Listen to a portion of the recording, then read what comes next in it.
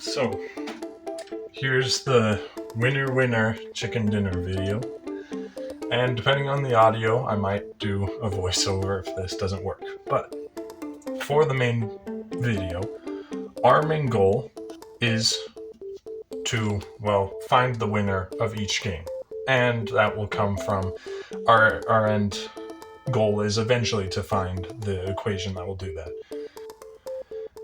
Alright, so first, I think we all know the rules, but let's say you don't. You have a group size no matter what. Let's say it's 5 for the first one. Player number 1 will start, and he'll say to the person to his left, that is number 2, that they are not the winner. So that person is out of the game. It goes on to the next person, so in this case it's number 3, and they say to the person to their left, in this case number 4, that they are not the winner.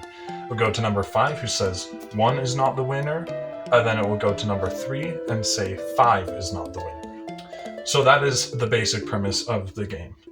And what we're going to do is we're going to have to find our first one is, our goal is to figure out the equation. So what we're going to have to do is we're going to have to figure out any patterns between any amounts of winners.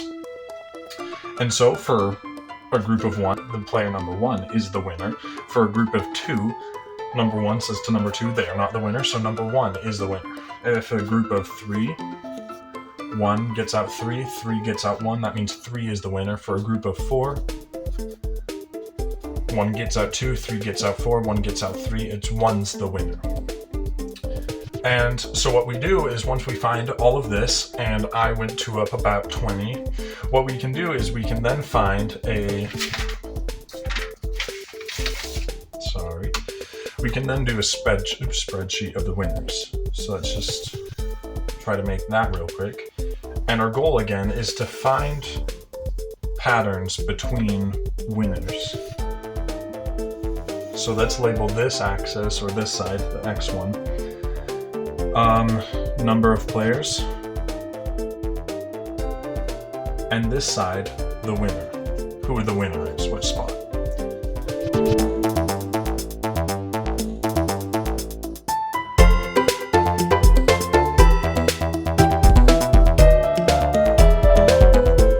Alright, so hopefully that was a smooth transition. I'm not a good editor, so we'll see.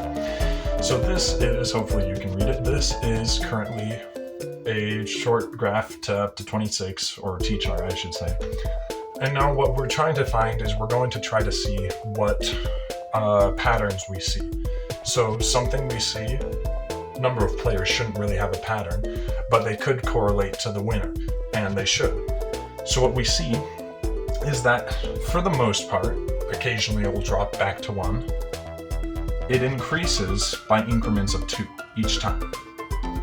3 to 5, 5 to 7, and then 7 to 1. And that's worth noting because every single time it gets back to 1, the pattern restarts about going increments of 2, then getting to whatever number, resetting to 1, and increasing. So we have to look at what is special about that player number. So for every single time it's 1, there is also another thing where 15 is also 15, 7 is 7, 1 is 1, although 1 is kind of stupid. So we're going to take out these ones. So there's 1, I guess we can include it for this one, 2, 8, 16.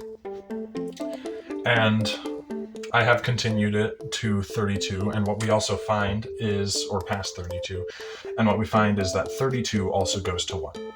So now we have to think about what is special about these numbers. Well, every single time, every number, if you times it by 2, so 1 times 2 equals the next number. 2 times 2, I forgot 4. Oops, that should be there. 4. All right, so 2 times 2 equals 4. 4 times 2 equals 8. 8 times 2 equals 16. And 16 times 2 equals 32. So each number is times by 2, and that's when it resets to 1. But also what we know about this is these are powers of 2. Hooray, powers of 2. Oh, I can, all right, that's 2. So 2 squared is going to equal 4, 2 cubed is going to equal 8, 2 to the power of 4 is going to equal 16, and so on and so on. So, what do we do from there? Alright, so this is how we're going to find the equation. So we know that it increases by 2 every single time. The lowest it can be is number 1, because you can't have place 0, which doesn't exist, win, and it resets every power of 2. Now with this, you're going to have to, whenever you're given a number, at least for now, let's say you're given the number 100.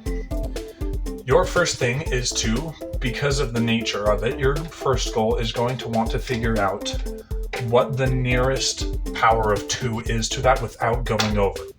And if you do that, you get 2 to the power of 6, which equals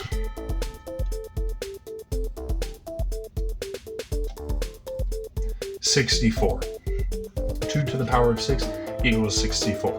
And so you now know from here, when this equals 0, so 64 will place number will be 0.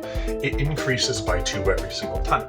So now your goal is to figure out how many places are in between 100 and 64. So you'll do 100 minus 64, and that will equal 36. And what you'll do from here is, you know that there are 36 places between 64 and 100, but you know that it increases by 2 every place. So you're going to have to times this by 2, and that will get you 72. But you also know that the lowest is number 1, and it starts at 1. So you add 1 to 72. So it's 72 plus 1, and that will equal 73. So 73 is the win, is the spot. And you can do that with any other number.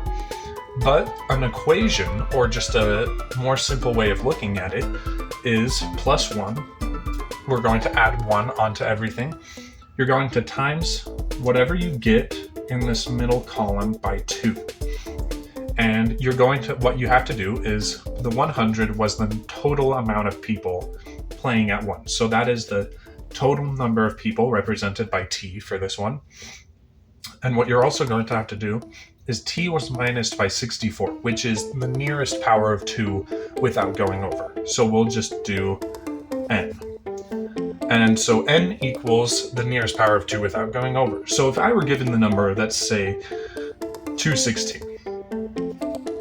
216. Here's what you do is you do 216, and then you would have to find the nearest power of 2 without going over to 216. And that is 2 to the power of 7, which is 128. And then you would add 1. And so if you put that in the calculator, that's 288 plus 1, that is 176 plus 1, that is position 177 will be the winner. And that is how you find the winner for every winner chicken dinner.